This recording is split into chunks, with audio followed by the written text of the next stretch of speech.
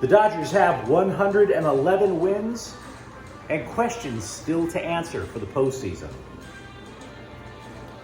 One regular season victory over the Rams, and San Francisco has lost whatever semblance of common sense that they have in their collective dome left.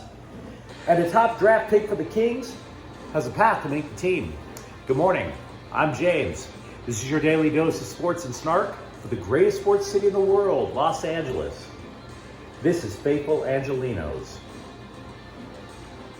It's October. Boy, I must be getting a contact high from somewhere. It's October 6, 2022. Hey, if you like the content we put out, clickety-clack the like button. Clickety-clack the subscribe button. There's a notifications bell. Hit that. It'll let you know when we drop new content. Sharing is caring. Let people know we exist. And yes, comment. Particularly about my semblance of space and time. I've apparently lost that. Now, before we go through the notes from around LA sports, a quick look at the scoreboard yesterday at the Ravine. Freddie Freeman goes 3 for 4, lifts his average up to 325, loses the National League batting title by 1 point. What the hell? 4 for 4, that's a bit of a reach. But anyway, the Dodgers wind up beating Colorado 6-1. So that was game 162. There are no games today that are involving any of the LA teams. And I mean, sure, there may be an exhibition game involving somebody, but it's exhibition. Who the hell gives a damn? But I am curious about what you think about the Dodgers, because they have 5 days off before they start the playoffs on Tuesday. That'll be the second round. You have these best of 3 wild cards in this new revamped format. And they do have decisions to make. The primary one might be who closes the game. Now, for much of the season, as we know, it was Craig Kimbrell. We weren't really all that fond of him. But does he even make the postseason roster?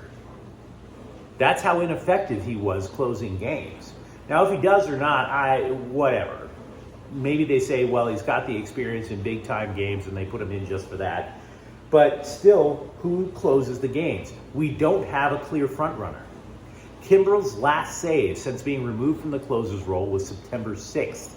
Since then, 6 Dodgers relievers have recorded saves. There is no clear front runner, at least now. And for that matter, let's stay on pitching. What are we to make of this 4-inning thing from Tony Gonsolin? Remember, Gonsolin was 17-1, and then he gets a forearm injury. Misses about a month. He's healthy now, but he's not healthy to go a big chunk of the game. The Dodgers are asking him for 4 innings. And meanwhile, they're asking another starting pitcher for 4 innings. That would be Andrew Heaney.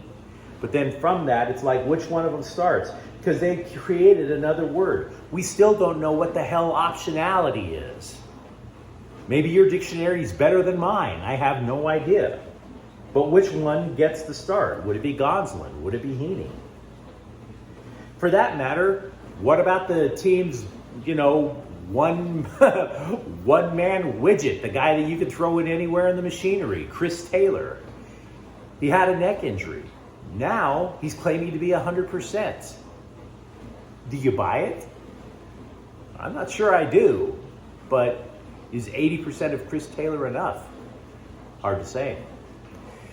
By the way, one more note about the Dodgers and all the numbers that they put up during the regular season. Clayton Kershaw passed Cy Young in the list of all-time strikeout kings. Clayton Kershaw now has 2,805.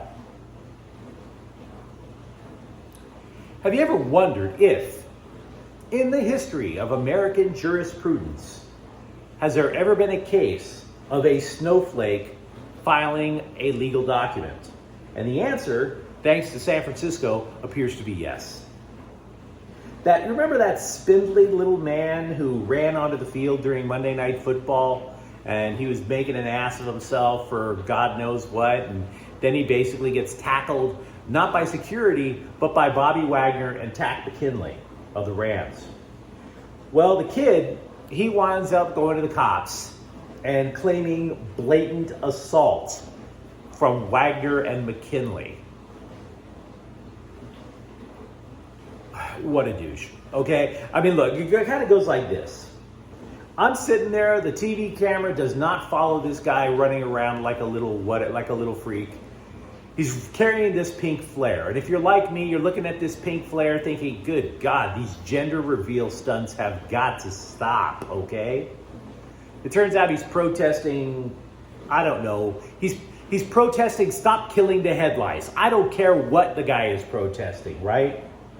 But if you ask me, because the police haven't exactly pursued this matter, it seems to me that the kid is trying to extend his 15 seconds of non-fame.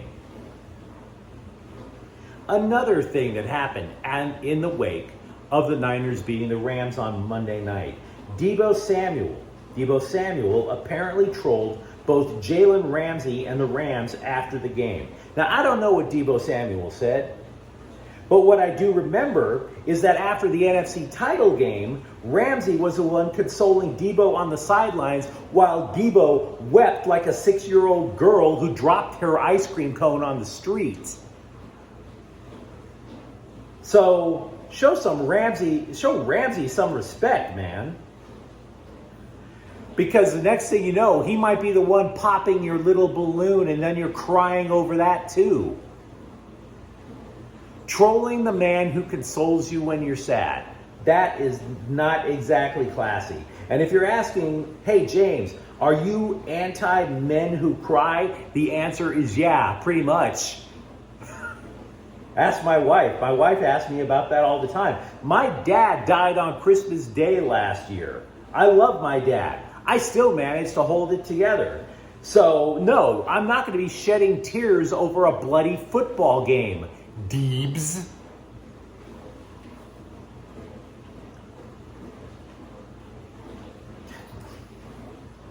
Men who cry over football, I swear to God. Men who cry over anything that doesn't involve the death of a loved one. Not that I have any inside dope, but there appears to be a lane for Kings defenseman prospect Brandt Clark to make the team. Now, Clark was the 8th overall selection in the 2021 NHL draft. He's brash. He's made it a goal to make the team this year. And yesterday, the Kings demoted 3 players. 2 of them were defensemen. Jordan Spence, who did play with the Kings last year, and Tobias Bjornfoot. Now, the Bjornfoot demotion is kind of surprising to me. It's a bit of an eye-popper. Bjornfoot played more games last year than any other Kings defenseman, and now he's back with Ontario. Does that mean not just Brandt Clark having a lane to make the team, but does that mean the Kings have seen enough? And they think that maybe he's not going to be part of the future. Maybe he's trade bait. It's all speculation, but it is a legit question. And by the way, if you're wondering why I'm wearing this Kings jersey, the answer is the Kings are allegedly coming out with yet another reverse retro jersey. And of course, when that happens, they can take my money again.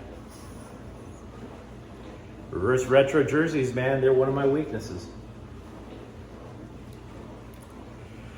Tyler Manoah has entered the transfer portal over at UCLA. And I gotta be frank with you, I feel bad for the guy. He was a good soldier for the Bruins.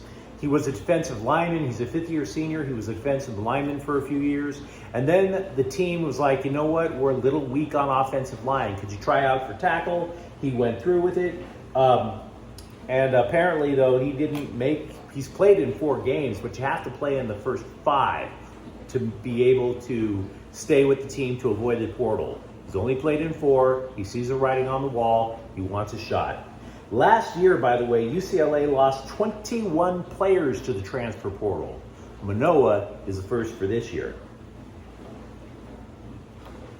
Quick Chargers note, Keenan Allen is unlikely to play against Cleveland this weekend. He has not played since week 1. So, another hindrance to the Chargers offense.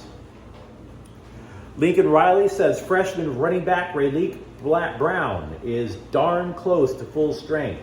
He apparently got injured in the first game of the year. It looked like an ankle injury. They never specified what it was.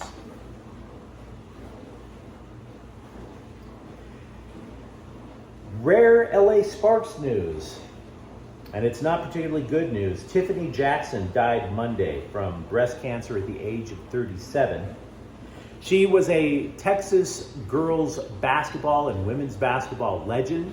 She wound up playing in the WNBA for 9 years. She had left the WNBA with her first breast cancer diagnosis in 2015. She fought it off. Very courageous, very, very impressive. When it went into remission, she had a WNBA comeback. She played her final year with the Sparks in 2017. So Tiffany Jackson's left this earth at the age of 37. The Clippers have signed a guy named Malik Fitz who played with Utah and Boston last year. They also cut 3 people, and I don't know anything about him, so let's move on. The starting 5 for the Clippers, however, we know 4 of them. We know it's going to be Kawhi Leonard. We know it's Paul George, Ivica Zubac, and Marcus Morris. But we still don't know who the point guard is going to be. Is it going to be the incumbent, Reggie Jackson, or John Wall, who they acquired during the offseason? We're not even getting a good hint during the exhibition games that are going on right now. Wall's going to start tonight. Jackson started others. We have no clue who the front runner is. We're not exactly getting clues from Coach Tyronn Lue either. And finally, the Lakers, they were out in Las Vegas last night for an exhibition game. They played the Suns. LeBron James went on record saying that he wants to own an NBA expansion team in Las Vegas. Now, this had been rumored. This had been scuttlebutt for quite some time. Would it happen? Adrian Wojnarowski of ESPN is reporting of the possibility of a Vegas expansion team is there. Same for Seattle, Washington. However, expansion talks, that's going to be years away, according to Woj, as they like to call them. They're more concerned right now about TV revenue, streaming, things like that. Resolve that, maybe they expand. Now, if you enjoyed this clip, don't forget to subscribe to Faithful Angelenos. We do talk LA sports here. Thank you for watching. I'm James. We'll be back tomorrow. Faithful Angelenos is a Corte El Queso production. Take care.